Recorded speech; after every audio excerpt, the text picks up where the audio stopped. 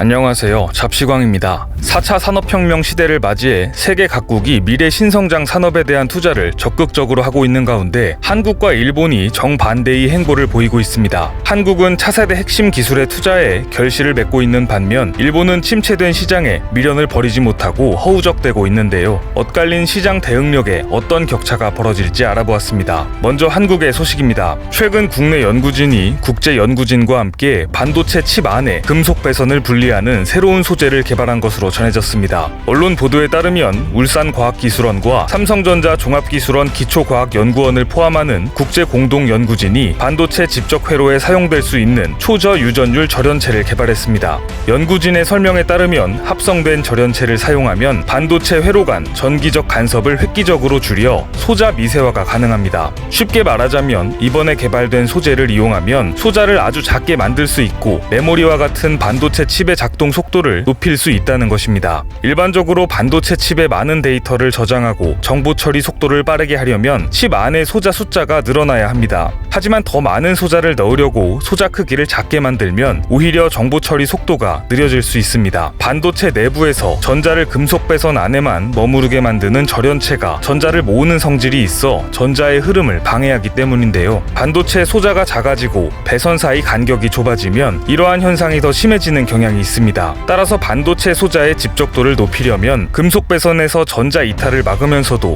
유전율은 낮은 절연체가 필요합니다. 이번 공동 연구팀은 기존 절연체보다 낮은 유전율을 갖는 비정질 질화붕소 소재를 합성하고 낮은 유전율을 갖는 원인을 밝혀냈습니다. 원래 질화붕소는 다양한 결정이 존재하는데 화이트 그래핀으로 알려진 육방정계 질화붕소는 그래핀처럼 육각형의 규칙적인 원자 배치이지만 이번에 합성된 질화붕소는 원자 배치가 불규칙한 비정질입니다. 합성된 물질의 유전율은 1.78로 현재 사용되는 절연체의 유전율보다 30% 이상 낮습니다. 이번 연구에 참여한 홍성모 연구원은 낮은 온도에서 육방정계 질화붕소가 기판에 증착되는지 연구하던 과정에서 비정질 질화붕소를 발견했다며 이 물질처럼 유전율이 낮은 절연체를 이용하면 반도체 칩의 전력 소모를 줄이고 작동 속도는 높일 수 있어 미래 반도체의 소재로 적합할 것이라고 설명했습니다. 이번에 개발된 소재는 기계적 강도도 우수한 것으로 알려졌습니다. 기존에는 절연체의 유전율을 낮추기 위해 소재 안에 미세한 공기구멍을 넣어 강도가 약했습니다.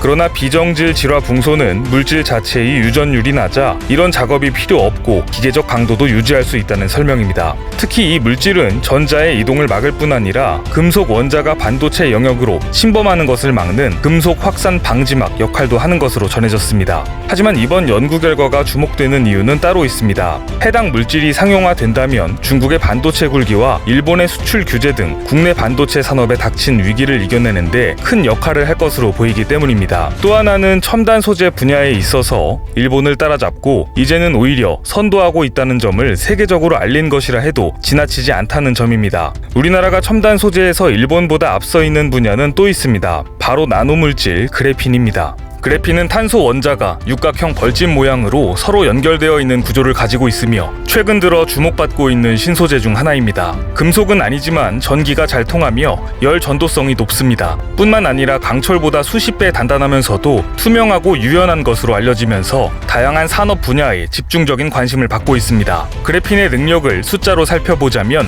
그래핀은 강철보다 200배 이상 강하고 다이아몬드보다 열 전도성이 좋습니다. 실리콘보다 100배 이상 빠르게 전자를 이동시키고 구리보다 100배 많은 전류를 흐르게 해 꿈의 신소재로 불리고 있습니다. 이런 특징을 살릴 수 있는 분야는 우선 반도체 분야입니다. 실리콘판인 웨이퍼보다 100배 더 빠르게 전자를 이동시킬 수 있어 프로세서와 메모리 성능을 획기적으로 끌어올릴 수 있습니다. 또한 그래핀의 다층 구조를 쉽게 뚫을 수 없다는 점을 이용하면 디스플레이용 막이나 방탄복, 방호복 등에 활용할 수 있습니다. 그래핀의 뛰어난 열 확산 및 열 전달 능력을 이용해 화재 시 발화점을 낮추는 소재로 활용할 수도 있습니다. 뿐만 아니라 2차전지 배터리 칩 전체에 그래핀을 사용하여 성능을 높일 수 있으며 자동차 앞 유리온 히터에 그래핀을 발열체로 활용하는 연구도 진행 중입니다. 엄청난 사용 범위를 자랑하는 소재답게 이미 세계적으로 4차 산업혁명을 앞당기기 위한 핵심 첨단 소재로 인정받고 있는 물질인데요. 세계적인 투자자로 유명한 짐 로저스도 스탠다드 그래핀이라는 운영하는 회사에 투자하고 양산 설비 구축에 적극 나서고 있을 정도입니다.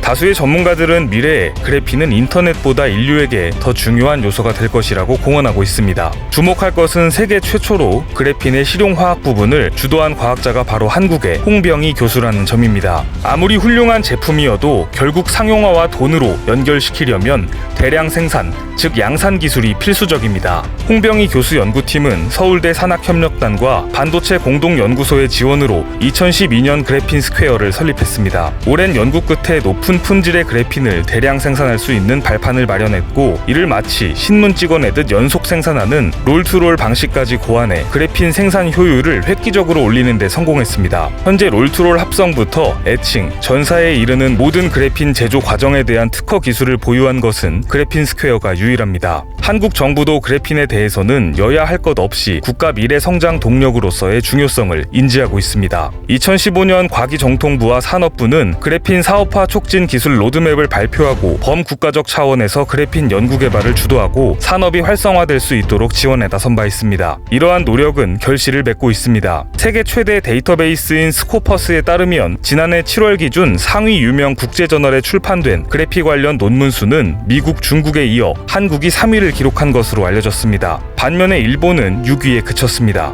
그래핀의 적용 가능 분야가 점차 확대되면서 이에 따라 관련 기업의 매출도 크게 늘어날 것으로 보이는데요. 실제로 정부는 오는 2025년 그래핀 관련 매출이 19조 원을 웃돌 것으로 전망한 바 있습니다. 삼성전자 역시 그래핀 기술을 신제품에 적용하면서 높은 관심을 보이고 있습니다. 삼성은 2017년 CVD 방식으로 발명한 그래핀 볼 개념을 논문을 통해 공개했는데, 이 기술을 최신 스마트폰에 접목시켰습니다. 반면 비슷한 시기 일본에서 들려온 소식은 떠오르는 기술 강국 한국과 저물어 가는 일본 산업의 차이를 극명하게 보여주고 있습니다.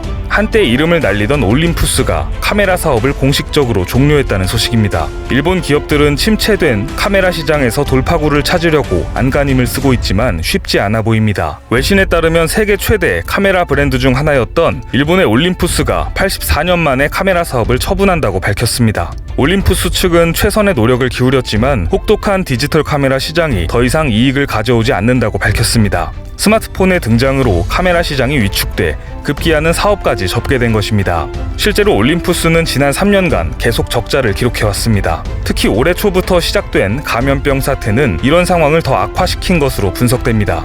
하지만 시청자분들도 이러한 소식이 이제는 더 이상 놀랍게 들리지 않으실 겁니다. 스마트폰 카메라의 비약적인 발전이 디지털 카메라 시장을 몰아내고 있었던 것은 이미 오래전부터 체감하고 있던 사실입니다. 하지만 일본 기업들은 빠르게 변화하는 시장 상황에 선제적으로 대응하지 못했고, 그 안일함이 이러한 결과로 남게 된 것입니다. 실제로 디지털 카메라의 무게중심이 스마트폰으로 옮겨가면서 2018년 전체 카메라 시장은 2010년과 비교해 84%나 급감했습니다. 영국 잡지 아마추어 포토그래퍼의 나이젤 에서튼 편집장도 올림푸스는 지난 몇 년 동안 계속 방향을 잘못 잡고 잘못된 결정을 했으며 막다른 골목으로 가버렸다고 평했습니다. 반면에 삼성전자는 디지털 카메라 시장의 침체를 미리 예측하고 한 발 빠르게 사업을 정리하면서 충격을 받지 않았습니다.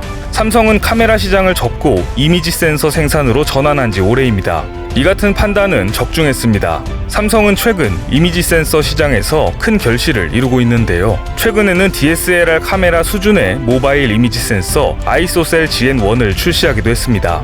이 제품은 축구, 야구 등 스포츠와 같이 역동적인 장면을 찍을 때도 선명한 이미지 촬영이 가능하며 어두운 환경에서도 1250만 화소의 이미지 촬영을 할 수 있는 것으로 알려졌습니다. 반면 여전히 카메라 사업에 미련을 버리지 못한 일본 기업들은 최근의 사태로 인해 판매량이 반토막나는 사태까지 발생했습니다.